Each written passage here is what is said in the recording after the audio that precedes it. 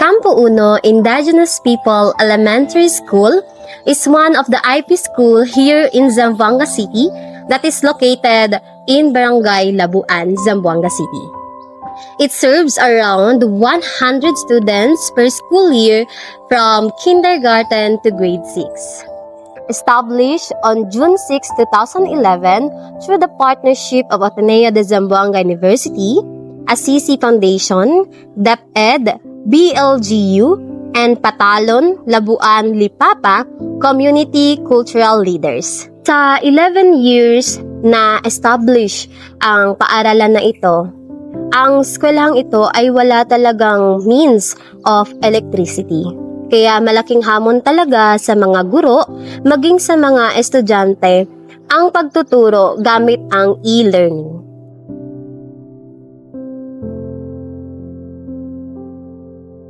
Isa po sa mga hirap o struggle na nararanasan ng isang guro dito sa pagtuturo sa paaralan na walang kuryente ay yung paggawa po ng mga instructional materials. Isa po yun, gaya na lang po ng printing of worksheets or modules. Hindi po namin yung nagagawa rito. So, ang nangyayari po, karamihan sa amin talaga mga teachers, ginagawa na namin siya sa bahay. Maliban po doon sa kahirapan sa pag-produce ng mga instructional materials, na feel po namin na yung mga bata namin ay behind sila, knowing po na nasa 21st century na tayo ngayon, so more on technology, so parang napapag-iwanan po yung mga bata namin. Kumbaga, gusto namin yung pagtuturo namin na maging interactive siya, ang nangyayari po ay hindi. So, ang mga teacher, ang ginagawa, kami po, gaya ko, nagsusulat po sa board.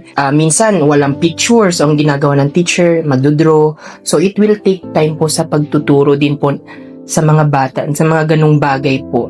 Ang nagpapanatili po sa akin dito sa pagtuturo sa paaralan ito is yung mga bata po. Sila po yung inspirasyon ko sa pagtuturo. Yun po yung masasabi ko na bakit ako nagstay pa rin kahit na ganito ang sitwasyon namin. Kasi rin po, ngayon nararamdaman ko po na yung paaralan namin ay hindi siya neglected. Dahan-dahan na siyang napapansin. Gusto ko po na maliban sa mga bata na nagpupursige dito, gusto ko rin po makita na baka 5 years from now, may mga pagbabago na mangyayari dito sa paaralan namin.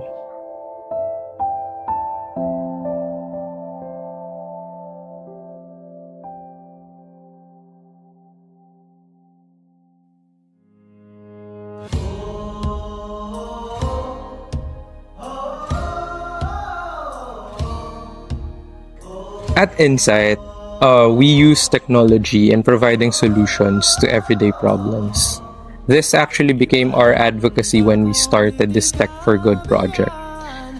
Basically, this project provides solar panels to our off-grid indigenous communities, especially their students, in hopes of bringing them stable and reliable electric supply that would aid them in their everyday learning.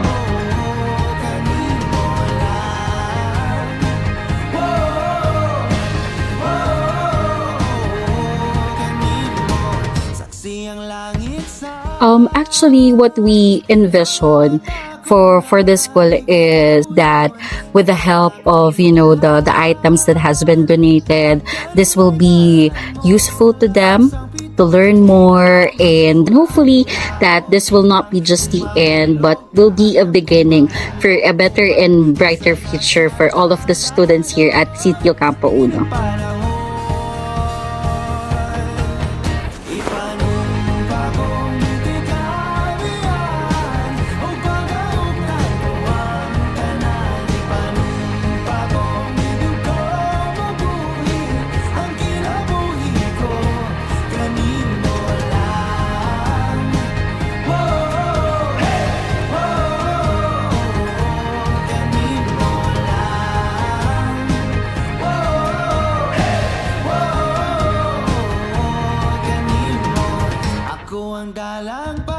Marami pong salamat sa tulong na ibinigay ninyo para sa amin sa Campo 1 Primary School.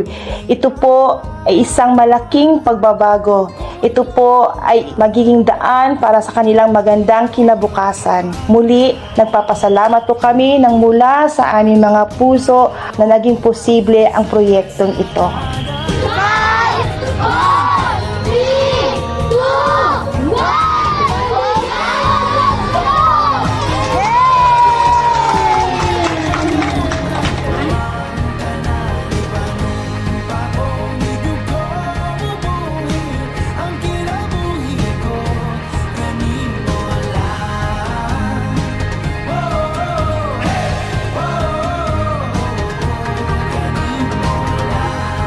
On behalf of Cartwheel, I would like to thank all our many big-hearted partners to make this project possible. First, from ADSU, Center for Community Extension Services, for being the hands and feet and heart as we continue to coordinate with our community partners. Our friends from Insight Direct Philippines, Insight Manila, for their generosity and continued trust. Our suppliers, from Solar Solutions, despite the logistical difficulties and challenges of getting it here, they made it possible. And most especially, we would like to thank our community partners, the Subanon Indigenous Community of Campo 1 Elementary School, their teachers, their learners, and their parents for welcoming us and sharing this vision with us. No? Thank you again very much. To all our partners and community partners, muchas gracias. Thank you very much. Sopolo, salamat.